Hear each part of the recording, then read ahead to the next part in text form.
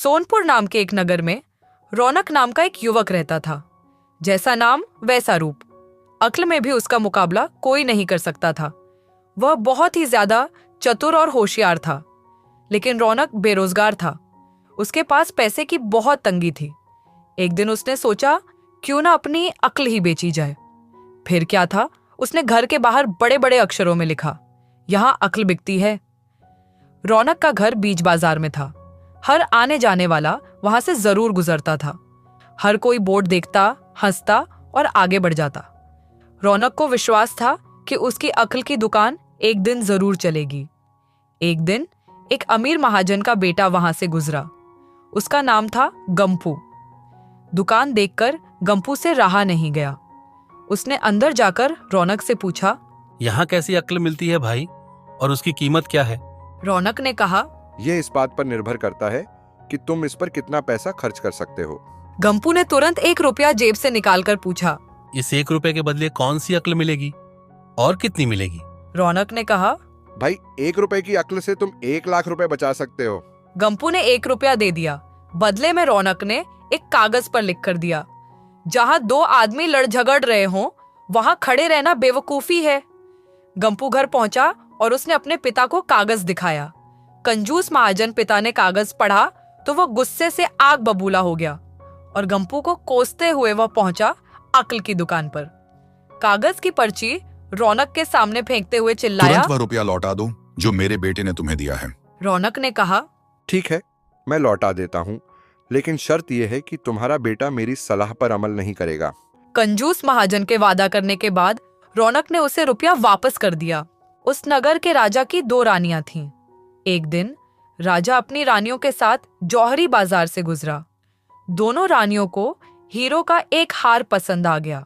दोनों ने सोचा महल पहुंचकर अपनी दासी को भेजकर हार मंगवा लेंगी। संयोग से दोनों दासियां एक ही समय पर हार लेने पहुंची। बड़ी रानी की दासी बोली, मैं बड़ी रानी की सेवा करती हूँ, इसीलिए ये हार मैं ही ले जाऊंगी। उसकी बात सुनकर दूसरी दासी बोली, पर राजा तो छोटी रानी को ज्यादा प्यार करते हैं, इसीलिए इस हार पर सिर्फ छोटी रानी का हक है और इसे मैं ही ले जाऊंगी। गंपू उसी दुकान के पास खड़ा था। उसने दोनों दासियों को लड़ते हुए देखा।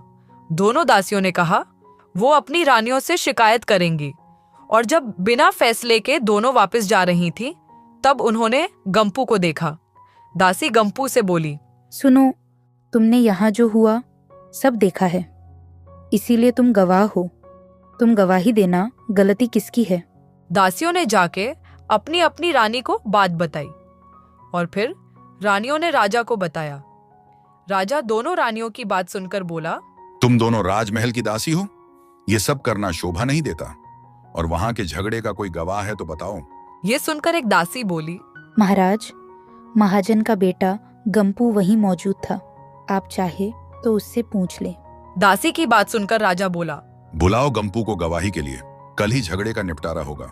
हैरान परेशान गंपू ने घर आकर पिता को सारी बात बताई। उसकी बात सुनकर अब महाजन भी परेशान हो गया, क्योंकि अगर एक रानी की तरफ बोलता तो दूसरी नाराज हो जाती। करे तो क्या करे। आखिर दोनों पहुंचे अक्ल की दुकान। माफी मांगी और मदद तो मैं कर दूंगा, पर अब जो मैं अक्ल दूंगा उसकी कीमत है 5,000 रुपए। मरता क्या न करता। कंजूस महाजन पिता ने कुड़ते हुए दिए 5,000 और रौनक को वहां की सारी बात बता दी। रौनक ने अक्ल दी कि गवाही के समय गंपू पागलपन का नाटक करे और दासियों के विरुद्ध कुछ न कहे। अगले दिन गंपू पहुंचा दरबार में और करने लगा पागलों जैसी हरकतें। राजा ने उसे वापस भेज दिया और कहा, पागल की गवाही पर भरोसा नहीं कर सकते, और गवाही के अभाव में ये पता लगाना मुश्किल है कि झगड़ा किसने शुरू किया था। मैं दोनों रानियों को हुक्म देता हूं कि दोनों रानियां अपनी अपनी दासियों को सजा दें। बड़ी रानी तो बहुत खुश हुई, लेकिन छोटी को बहुत गुस्सा आया।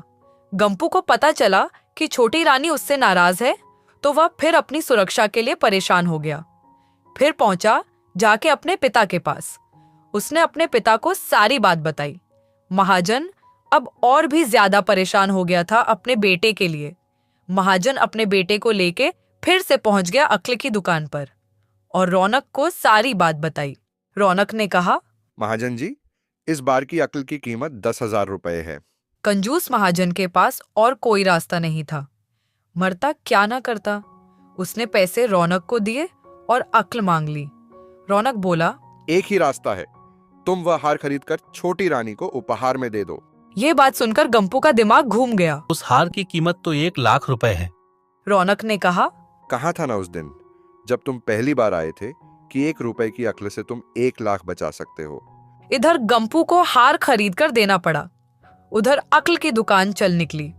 कंजूस महाजन सर पीटता रह गया। दोस्तों, कहानी कैसी लगी कमेंट में जरूर बताएं। धन्यवाद।